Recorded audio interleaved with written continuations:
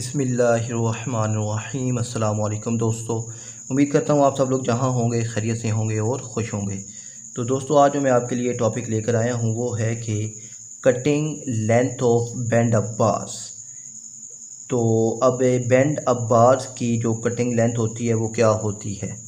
तो band up बार आप देख लें कि बैंड अप बार क्या होती है कि ये हम बीम में भी प्रोवाइड करते हैं और जो स्लैब होती है उसमें भी प्रोवाइड करते हैं। तो अब यहाँ पे ये देखेंगे, ये मेरे पास एक लेंथ आ रही है। ये यहाँ पे ये जो होता है, ऐसे हम लोग क्रैंक लेंथ कहते हैं। तो यहाँ से हमारे पास डेवलपमेंट लेंथ होती है और ये फिर हमारे पास क्रैंक लेंथ, और ये यहाँ से मूव करती हुई इसी तरह हमारे पास आ जाती है। तो यहाँ से यहाँ तक हमारे पास क्लियर स्पैन होता है और ये हमारे पास क्लियर कवर होता है, यानी इस कॉलम का क्लियर कवर है।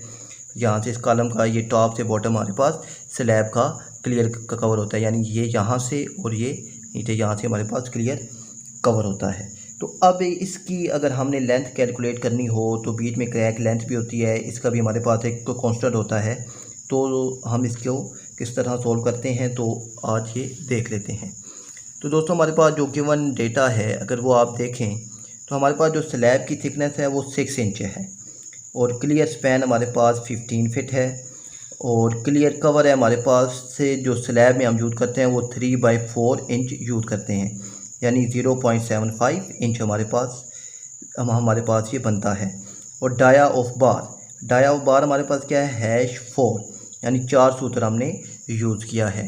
और स्लैब में जो है, अगर स्लैब की थिकनेस 6 इंच है तो हम ये चार सूत्र की बार ही मैक्सिमम यूज़ करते हैं। और डेवलपमेंट लेंथ है बेसिकली जो स्लैब में यूज़ होती है वो हमारे पास 50D होती है। तो मैंने यहाँ पे ये 40D यूज़ की है, तो आप इसको 50D भी यूज़ कर सकते हैं। तो डेवलपमेंट लेंथ मैंने जो यूज़ किया है वो 40D की है, यानी D से मुराद यहाँ क्या है, डाया ऑफ बार है। तो ये हमारे पास केवल डेटा है, तो इसकी मदद से अब हम लोग क्रैक लेंथ जो है यानी बैंड अप बार वो फाइंड आउट करते हैं।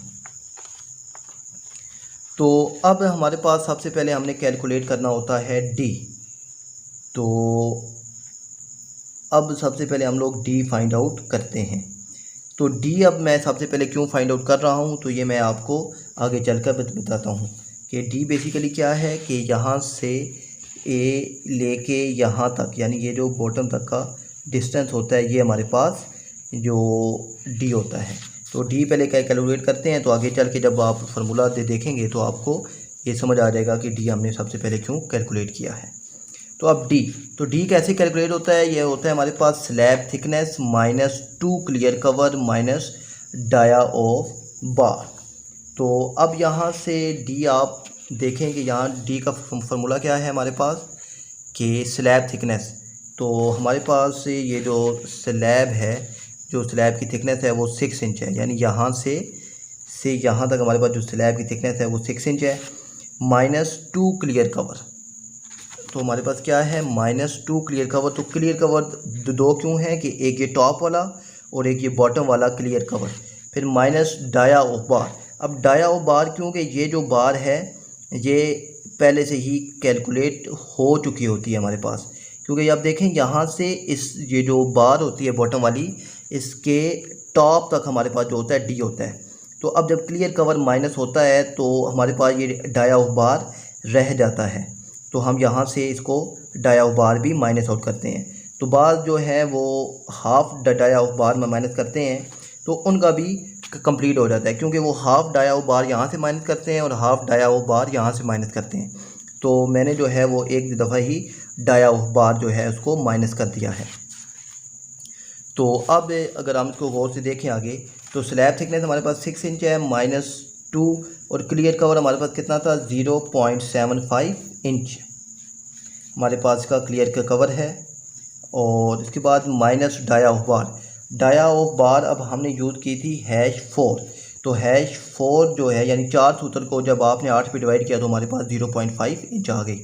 तो जब इनकी कैलकुलेशन के बाद मेरे पास जो D है वो 4 इंच आ गया है। तो अब कटिंग लेंथ कैलकुलेट करते हैं। तो कटिंग लेंथ का जो हमारे पास फार्मूला होता है वो ये आपको ज़ुबानी भी याद होना चाहिए कि वो होता है क्लियर स्पैन प्लस 2 LD, यानी दो डेवलपमेंट लेंथ कौन सी है अभी आपको बताता हूँ, प्लस 2 0.42D, ये हमारे पास क्रैक लेंथ कैलकुलेट करने का कांस्टेंट वैल्यू होती है। 0.42D माइनस 4 मल्टीप्लाई 1D और माइनस 2 मल्टीप्लाई 2D। अब ये क्या चीज़ है ये मैं आपको बता देता हूँ। सबसे पहले आप देख लें डेवलपमेंट लेंथ क्यों दो है। तो देखें एक इस कॉलम में है और एक इस कॉलम में है, तो दो डेवलपमेंट लेंथ होगी हमारे पास। फिर 0.42D, और ये 2 क्यों है कि यहाँ देखें दो क्रैंक बार्स हैं, एक ये क्रैंक बार है और एक ये क्रैंक बार है। तो इसको कैलकुलेट करने का जो फार्मूला होता है वो होता है हमारे पास 0.42D होता है। अब D, तो D हमने पहले ही ऊपर कैलकुलेट कर लिया है, माइनस 4 मल्टीप्लाई 1D। अब ये जो 1D होता है और ये 2D है, ये मैं आपको अब अभी आगे बताता हूँ, ये मैंने लिखा हुआ है पहले से। तो डेवलपमेंट लेंथ अब कैलकुलेट करने के लिए क्लियर स्पैन तो हमारे पास मौजूद है 15 फीट प्लस 2LD, तो 2 मल्टीप्लाई LD हमने कितना यूज़ किया था 40 मल्टीप्लाई जो है अब मल्टीप्लाई डी से मुराद क्या है डाया ऑफ बार, 0.5 इंच हमारे पास डाया ऑफ बार है। जब मैंने इन सबको मल्टीप्लाई किया तो ये मेरे पास 40 इंच आ गया, और जब मैंने इसको 12 पे डिवाइड किया तो मेरे पास 3.33 फिट आ गया है। तो अब क्रैंक लेंथ हम जो है वो फाइंड आउट करते हैं, तो वो 2 मल्टीप्लाई 0.42D है, तो 2 मल्टीप्लाई 0.42 और D की वैल्यू हमने ऊपर कैलकुलेट की थी 4 इंच, वो हमने की। जब इन सबको मैंने मल्टीप्लाई किया तो ये मेरे पास 3.36 इंच आ गया। जब मैंने इसको 12 पे डिवाइड किया तो ये मेरे पास 0.281 फिट आ गई है। तो अच्छा, अब ये जो 1D है, 1D बेसिकली क्या है 45 डिग्री का जहाँ भी बैंड आता है तो हम वो माइनस करते हैं, डिटेक्ट करते हैं। तो उसका फार्मूला क्या होता है 45 डिग्री बैंड का 1D। तो अब मेरे पास 4 45 डिग्री के बैंड आ गए हैं।